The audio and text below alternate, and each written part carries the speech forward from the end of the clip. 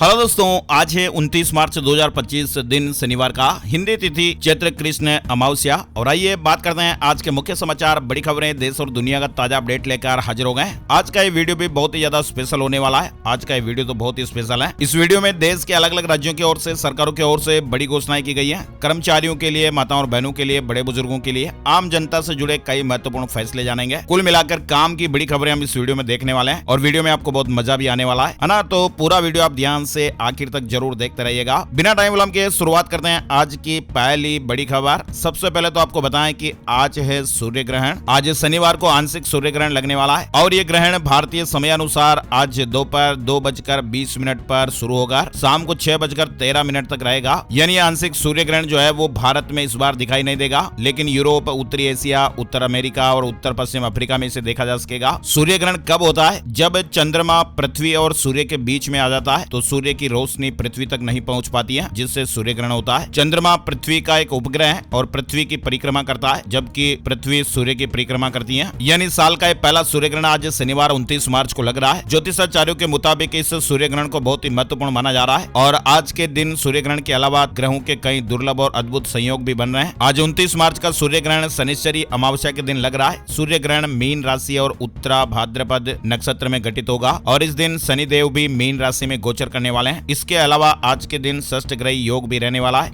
29 मार्च को शनिदेव बृहस्पति के स्वामित्व वाली मीन राशि में गोचर कर जाएंगे और इसके बाद इस राशि में शनि, राहु, सूर्य, बुध, शुक्र और चंद्र की युति बन जाएगी। यानी कि 6 ग्रह एक ही राशि में मौजूद रहेंगे। इसके अलावा भी और कई अन्य योगों का निर्माण होने वाला है। ज्योतिषविदों का कहना है कि सूर्य ग्रहण पर ग्रहों का इस तरह से दुर्लभ संयोग करीब 57 साल बाद बना है। आज 29 मार्च को लगने वाला इस सूर्य ग्रहण भारत में नजर नहीं आएगा, इसलिए इसका सूतक काल भी भारत में मान्य नहीं है। फिर भी सूर्य ग्रहण में आप ध्यान रखें, सूर्य ग्रहण के दौरान गर्भवती महिलाओं को विशेष सावधानी बरतनी चाहिए। उन्हें घरों से बाहर जाने से परहेज करना चाहिए। सूर्य ग्रहण में बुजुर्ग या रोगों से पीड़ित व्यक्ति को भी सावधान, सतर्क रहना चाहिए और अपना ख्याल रखना चाहिए। सूर्य ग्रहण के समय में नुकीली या धारदार औजारों का प्रयोग भी वर्जित होता है। सूर्य ग्रहण की समाप्ति के बाद स्नान करना चाहिए और किसी निर्धन को दान भी आप अवश्य कर सकते हैं। इसके अलावा आपको बताएं, चैत्र नवरात्रि हिंदू धर्म के प्रमुख त्योहारों में से एक है। 30 मार्च से ही चैत्र नवरात्रि का भी शुभारंभ होने जा रहा है। माँ दुर्गा की 9 शक्तियों की आराधना के लिए नवरात्रि, और इस साल 2025 में चैत्र नवरात्रि का शुभारंभ कल यानी 30 मार्च से हो रहा है और ये 6 अप्रैल तक चलेगा और इन 9 दिनों में माँ दुर्गा के अलग अलग स्वरूपों की पूजा अर्चना होगी। चलिए खबरों में आगे बढ़ते हैं। सबसे पहले ही बड़ी खबर जो बेहद ही दर्दनाक है। आजकल तो सोशल मीडिया का जमाना है और आपको खबरें जरूर मिली गई होगी। म्यांमार और थाईलैंड बैंकॉक में शुक्रवार को जो भूकंप आया वो बड़ी तबाही लेकर आया।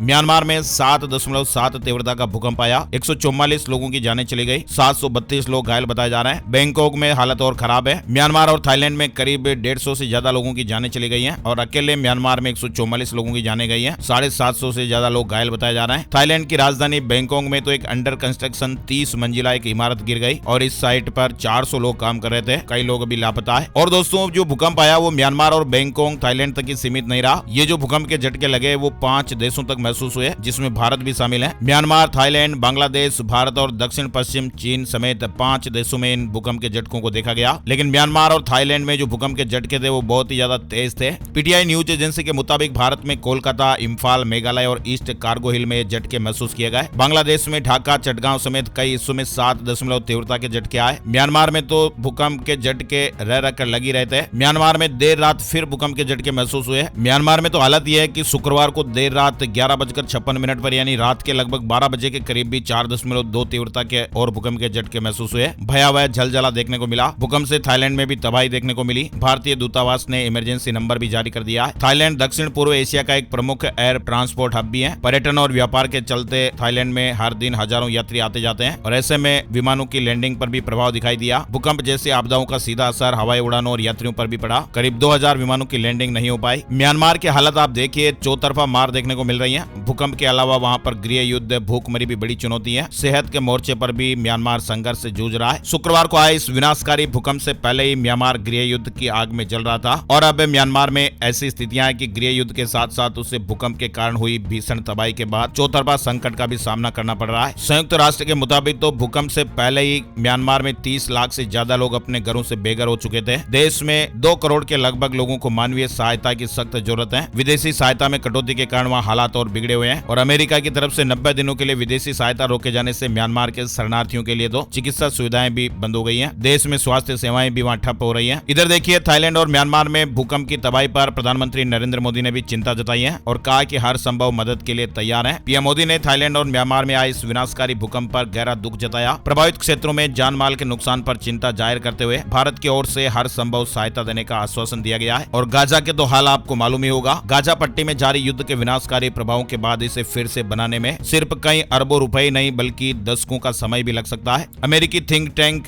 RAND कॉर्पोरेशन की एक रिपोर्ट आई है जिसके अनुसार गाजा की जो 90% आबादी है वो विस्थापित हो चुकी है। जो गाजा में लड़ाई झगड़े चल रहे हैं आपको मालूम ही है। यानी आप देखिए कि 70% घर या तो नष्ट हो चुके हैं या बुरी तरह से तबाह हो गए हैं। रिपोर्ट के मुताबिक युद्ध के मलबे के रूप में 42 मिलियन टन कचरा को हटाना पड़ेगा, जबकि अब तक इसे फिर से बसाने की फिलहाल कोई ठोस योजना तो शुरू ही नहीं हो पाई है और अब इन घरों को यहाँ दोबारा बनाने में लगभग 80 साल का समय लग सकता है। गाजा पट्टी में जारी युद्ध के कारण करीब 90% आबादी यहाँ से विस्थापित हो चुकी है। 70% घर तबाह हो गए, नष्ट हो गए। चलिए अब खबरों की शुरुआत में पहली बड़ी खबर आप देख सकते हैं। UAE ने 500 से ज्यादा भारतीय कैदियों को माफी दे दी है। ईद से पहले ये बड़ी खुशखबरी दी। संयुक्त अरब अमीरात यानी UAE ने रमजान के अवसर पर दया दिखाते हुए 500 से अधिक भारतीयों समेत लगभग 3000 कैदियों को क्षमा दान दिया है। राष्ट्रपति शेख मोहम्मद बिन जायद और प्रधानमंत्री शेख मोहम्मद बिन राशिद ने ये रिहाई की घोषणा की है। इस परंपरा का उद्देश्य न्याय, करुणा और देशों के बीच राजनयिक संबंधों को मजबूत करना है। वहीं देखिए, मौसम विभाग की ओर से भी एक जरूरी अपडेट आया है। सबसे गर्म साल होगा 2025, मौसम विभाग का यह अनुमान है। मौसम विभाग ने कहा कि इस बार हीट वेव के दिन दोगुने हो जाएंगे। 5-6 की जगह लगातार 10 से 12 दिन लू चलेगी। यानी हमारे देश में इस बार उम्मीद से कहीं ज्यादा गर्मी पड़ने वाली है। भारतीय मौसम विभाग IMD के मुताबिक इस साल देश के नॉर्थ वेस्ट राज्यों यानी कि हरियाणा, पंजाब, राजस्थान, हिमाचल प्रदेश, जम्मू कश्मीर, उत्तराखंड और दिल्ली में हीट वेव यानी लू के दिनों की संख्या डबल होने की आशंका है। चलिए बड़ी खबर, केंद्रीय कर्मचारियों के लिए 8वें वेतन आयोग से पहले बड़ी सौगात मिल गई है। सरकार ने केंद्रीय कर्मचारियों का महंगाई भत्ता 2% बढ़ा दिया है। शुक्रवार यानी 28 मार्च को हुई कैबिनेट मीटिंग में DA बढ़ोतरी पर फैसला हो गया और 8वें वेतन आयोग के लागू होने से पहले इस बढ़ोतरी से अब कर्मचारियों का महंगाई भत्ता 53% से बढ़कर 55% हो जाएगा। ये बढ़ोतरी 1 जनवरी 2025 से लागू होगी। वहीं देखिए, पटना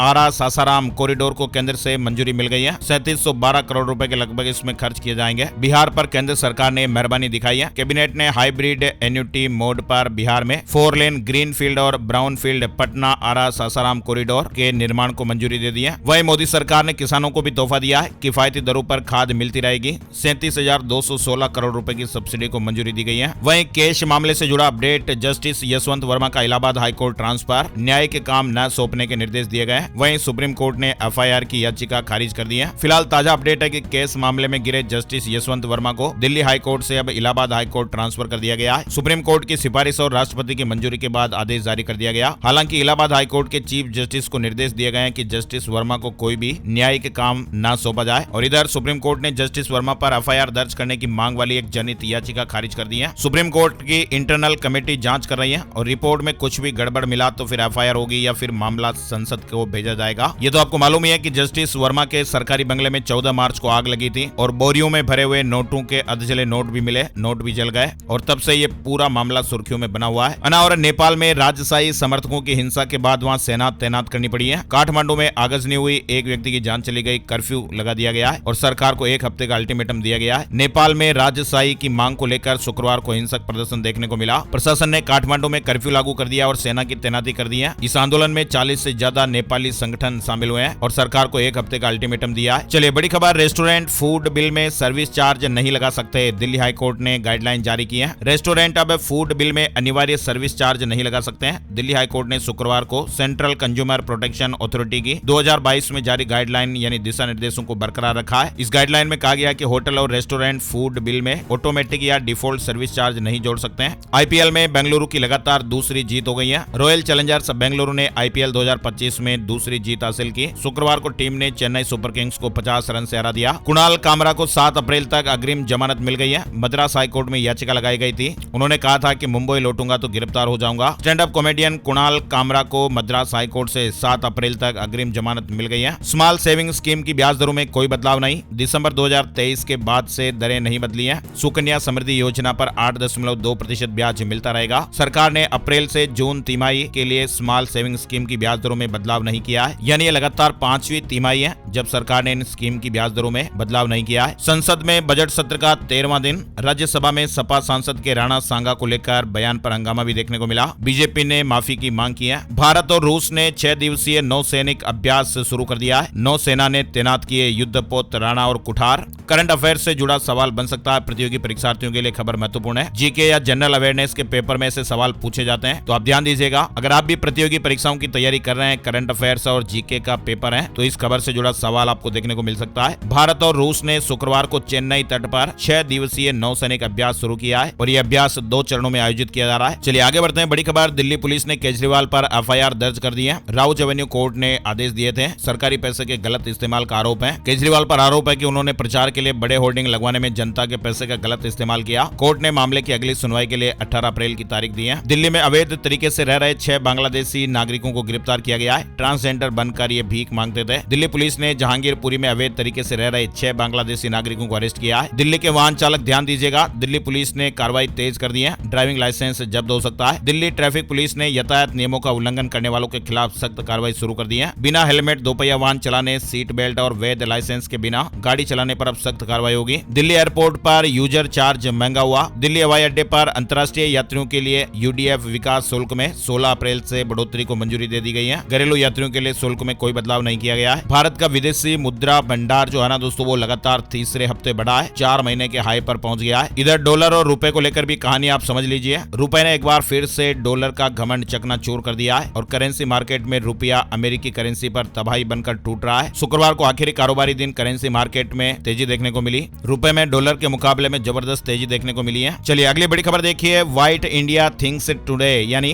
WITT में पीएम मोदी ने कहा 10 साल में जीडीपी डबल हुई, भारत ग्लोबल हब बन रहा है। जीएसटी और टैक्स सिस्टम ने देश की तकदीर बदली है। पीएम मोदी ने कहा कि 10 साल में कैसे मजबूत हुआ हमारे देश का बैंकिंग सिस्टम। 2014 के बाद कैसे देश का बैंकिंग सिस्टम मजबूत करने का हमने काम किया है। वहीं पीएम मोदी ने कहा कि भारत ने MRI मशीन भी बना ली है और अब टेस्ट की कीमतें भी कम होगी। साथ ही प्रधानमंत्री ने कहा कि गैर जरूरी 1500 कानूनों को खत्म किया, लोगों के लिए नियमों को आसान किया। साथ ही पीएम मोदी ने कहा कि जिस ईडी को दिन रात गालियां दी जाती हैं, उसने 22,000 करोड़ रुपए वसूल किए हैं और देश की जनता को उनका हक लौटाने का काम किया है। पीएम मोदी ने कहा कि पिछले 10 सालों में कई सुधार किए गए हैं, जिससे देश आगे बढ़ रहा है। अच्छा, इसके अलावा आपको बताएं, प्रधानमंत्री नरेंद्र मोदी 30 मार्च को महाराष्ट्र और छत्तीसगढ़ का दौरा करेंगे। दोनों राज्यों को कई बड़ी सौगातें मिलने वाली हैं। इसके अलावा लोकसभा चुनाव के बाद गृह मंत्री अमित शाह पहली बार आज 29 मार्च को 2 दिवसीय दौरे पर बिहार जा रहे हैं। 29 और 30 मार्च को 2 दिवसीय दौरे के दौरान अमित शाह कई कार्यक्रमों में शामिल होंगे। अमेरिकी राष्ट्रपति डोनाल्ड ट्रंप ने व्हाइट हाउस में इफ्तार पार्टी का आयोजन किया और उन्होंने राष्ट्रपति चुनाव में अमेरिकी मुस्लिमों को उनका समर्थन करने के लिए धन्यवाद दिया। 4 धाम यात्रा के लिए हेल्थ SOP जारी की गई है।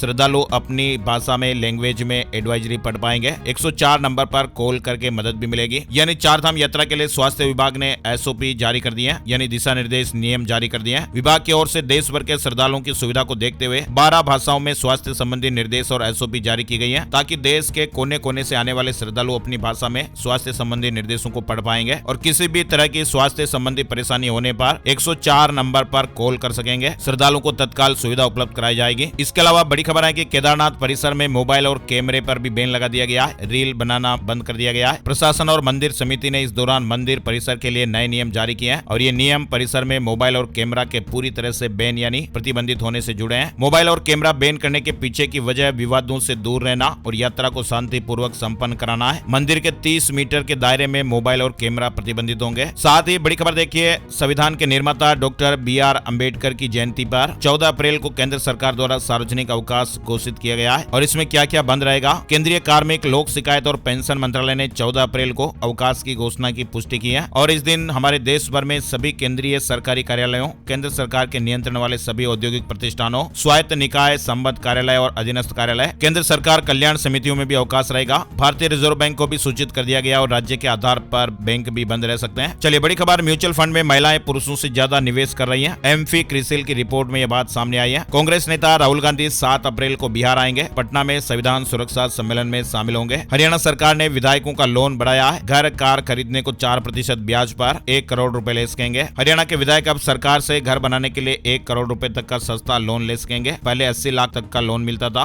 कार खरीदने के लिए भी अब ज्यादा लोन मिलेगा। इसके बदले में विधायकों को ये रकम सिर्फ 4% ब्याज के साथ लौटानी होगी। पंजाब में 1 अप्रैल से स्कूलों का समय बदलेगा। सुबह 8 बजे से 2 बजे तक स्कूल खुलेंगे। शिक्षा विभाग ने यह फैसला लिया है। वहीं पंजाब में डीसी अब गाँव में जाकर समस्याएं भी सुनेंगे। हफ्ते में 4 दिन फील्ड विजिट करेंगे, फीडबैक भी लेंगे, शिकायतों का मौके पर निपटारा भी करेंगे। पंजाब के जिलों में डीसी हफ्ते में अब 4 दिन गाँवों और शहरों में जाकर लोगों की दिक्कतें सुनेंगे। इसके अलावा देखिए, पंजाब में 2 दिन की सरकारी छुट्टी। राज्य सरकार ने सोमवार यानी 31 मार्च को अवकाश घोषित किया है और इस दिन ईद उल फितर है, जिसके चलते पंजाब सरकार ने पूरे राज्य में अवकाश घोषित कर दिया है। स्कूल, कॉलेज, कार्यालय और अन्य शैक्षणिक संस्थान बंद रहेंगे। 30 मार्च को रविवार है, इस वजह से लगातार 2 दिन की छुट्टियां हो गई हैं, लेकिन बैंक खुले रहेंगे। हिमाचल प्रदेश में आर्थिक संकट के बीच एमएलए की सैलरी बढ़ गई है। 30% का इजाफा हुआ है। लगभग 30% सैलरी और भत्ते बढ़ गए हैं। वहीं हिमाचल प्रदेश में 5वीं और 8वीं कक्षा में बच्चे फेल होंगे। कैबिनेट ने यह फैसला ले लिया है। 2 महीने में पेपर देने का अवसर दिया जाएगा। हिमाचल प्रदेश में शिक्षकों के विरोध के बीच प्री नर्सरी से 12वीं कक्षा तक एक निदेशालय के गठन को राज्य मंत्रिमंडल ने मंजूरी दे दी है। हिमाचल के मुख्य सचिव को 6 महीने का सेवा विस्तार मिला है। प्रबोध सक्सेना पद पर बने रहेंगे। चलिए, गुजरात से बड़ी खबर आ रही है। गुजरात पंचायत विभाग के कर्मचारी 17 मार्च से अनिश्चितकालीन हड़ताल पर हैं और ये हड़ताल 11वें दिन भी जारी रही। वहीं सरकार ने कड़ा रुख अपनाते हुए 8 जिलों से 2100 से अधिक कर्मचारियों को नौकरी से निकाल दिया है। इसके अलावा 5000 से अधिक कर्मचारियों को कारण बताओ नोटिस भी जारी किया गया है। यमुना अथॉरिटी के प्लॉट महंगे हो गए। येडा ने आवासीय प्लॉट की कीमतों में 35% की बढ़ोतरी की है। वहीं देखिए, हमारे देश में आएगी विदेशी पैसे की सुनामी। आरबीआई वो करेगा जो आज तक नहीं हुआ। आने वाले दिनों में देश में विदेशी पैसों की सुनामी आ सकती है। आरबीआई कुछ ऐसा करने की प्लानिंग कर रहा है, तैयारी कर रहा है। 2 वरिष्ठ सरकारी अधिकारियों और राइटर्स द्वारा देखे गए डॉक्यूमेंट्स के अनुसार भारतीय रिजर्व बैंक लिस्टेड कंपनियों में इंडिविजुअल फॉरेन इन्वेस्टर के इन्वेस्टमेंट की लिमिट को दोगुना करके 10% करने जा रहा है, ताकि फॉरेन फंड के फ्लो में इजाफा हो सके। 1 अप्रैल से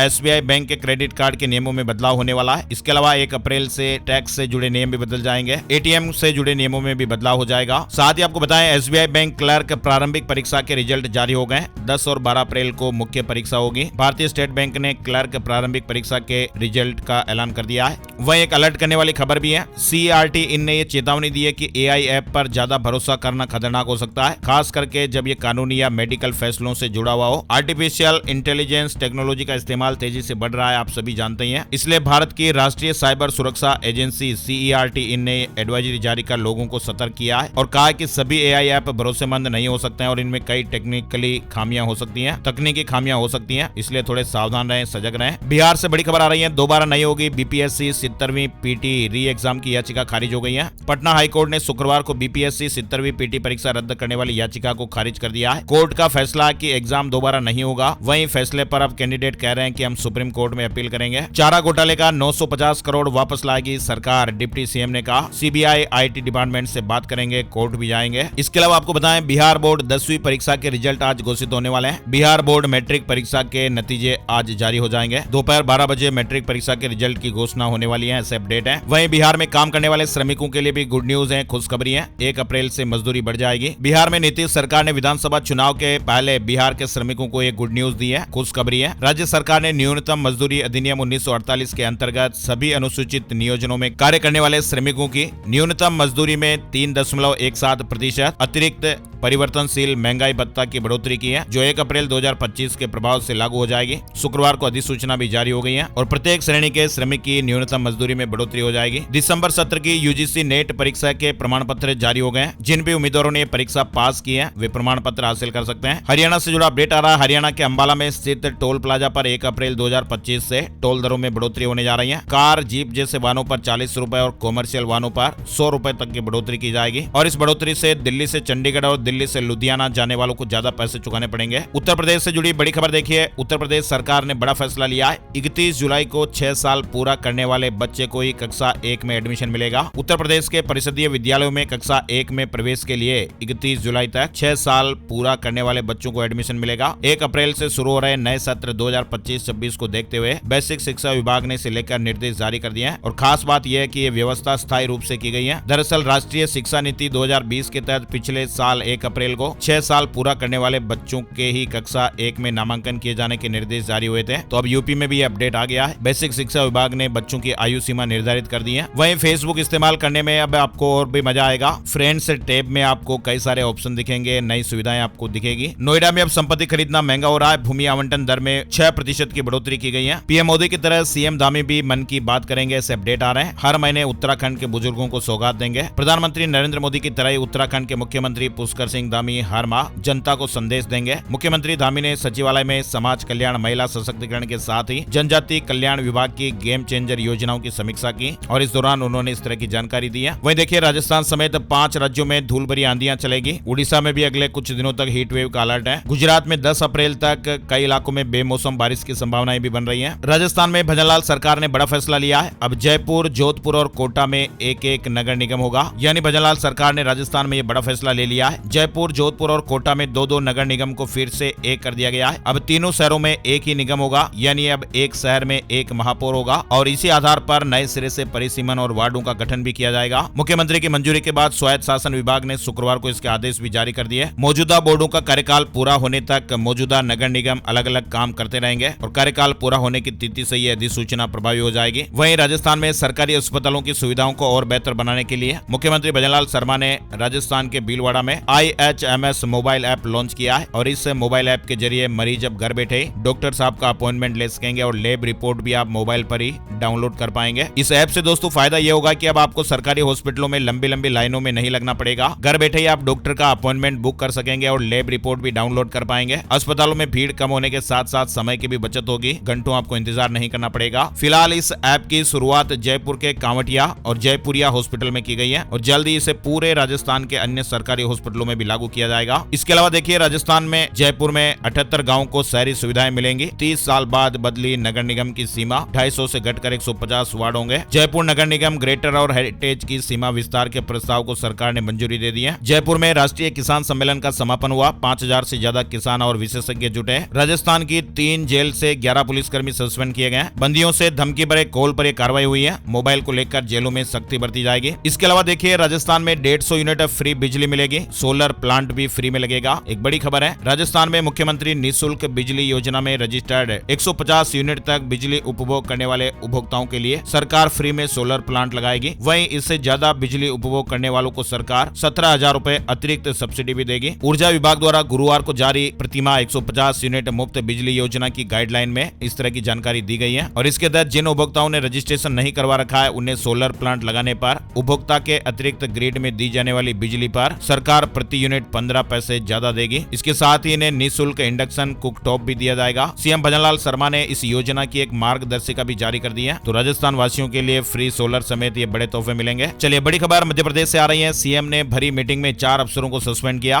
कहा कि काम में देरी बर्दाश्त नहीं है। वहीं मुख्यमंत्री डॉक्टर मोहन यादव ने कहा कि संबल योजना मुश्किल वक्त में जरूरतमंद के आंसू पहुंचती है और उनको सहारा प्रदान करती है। राज्य सरकार प्रदेश के गरीब और श्रमिक वर्ग के कल्याण और उनका भाग्य बदलने के लिए काम कर रही है। मध्य प्रदेश में संबल योजना में 505 करोड़ रुपए ट्रांसफर किए गए। भोपाल मेट्रो के स्टील ब्रिज की लोड टेस्टिंग हुई। 900 पैसेंजर जितने वजन की रेत से भरी बोरियां रखी गई। भोपाल के हबीबगंज रेलवे क्रॉसिंग पर बने मेट्रो के स्टील ब्रिज की लोड टेस्टिंग शुरू हो गई है। वहीं मध्य प्रदेश के विदिशा में मान्यता नहीं लेने वाले 71 प्राइवेट स्कूल बंद कर दिए गए। आदेश जारी हो गया है। 5000 के लगभग बच्चे सरकारी स्कूलों में शिफ्ट किए जाएंगे। वहीं मध्य प्रदेश के हरदा जिले में किसानों और जनप्रतिनिधियों को बड़ी राहत मिली है। प्रशासन ने नलकूप खनन पर लगे प्रतिबंधों में ढील दी है। अब 10 अप्रैल 2025 तक प्राइवेट नलकूप खनन की अनुमति मिल गई है। किसानों की समस्या के मद्देनजर ये फैसला लिया गया। उज्जैन में नए सत्र से पहले पुस्तक मेला, किताबों पर 10%, कॉपियों पर 35% तक छूट मिल रही है। मध्य प्रदेश में 5वीं और 8वीं बोर्ड के परीक्षा परिणाम घोषित हो गए। इंदौर में 4 रियल एस्टेट कारोबारियों पर शिकंजा कसा गया। FIR दर्ज कराने के निर्देश दिए गए। छत्तीसगढ़ में शराब सस्ती, दाम कम हो गए। नए रेट 1 अप्रैल से सभी दुकानों में लागू हो जाएंगे। नोएडा के एक हॉस्टल में आग लग गई, छात्राएं कूदी। एसी का कंप्रेसर फटने से आग लगने की घटना बताई जा रही है। आजकल दोस्तों एसी के कंप्रेसर, एसी में आग लगने की घटनाएं बहुत ज्यादा देखने को मिल रही है। खबर है कि ग्रेटर नोएडा में गर्ल्स हॉस्टल में आग लग गई थी। कमरे में धुआं पड़ते देख छात्राओं में अफरा तफरी का माहौल हो गया। बच्चियां कमरे से निकलकर चिल्लाने लगी। आसपास के लोग भी पहुंचे। घबराकर 2 छात्राओं ने तो दूसरी मंजिल से छलांग तक लगा दी। एक छात्रा घायल हो गई। हालांकि गनीमत रही कि सभी छात्राओं को सुरक्षित बाहर निकाल दिया गया। वही देखिए, यूपी का पहला डिजिटल हाईवे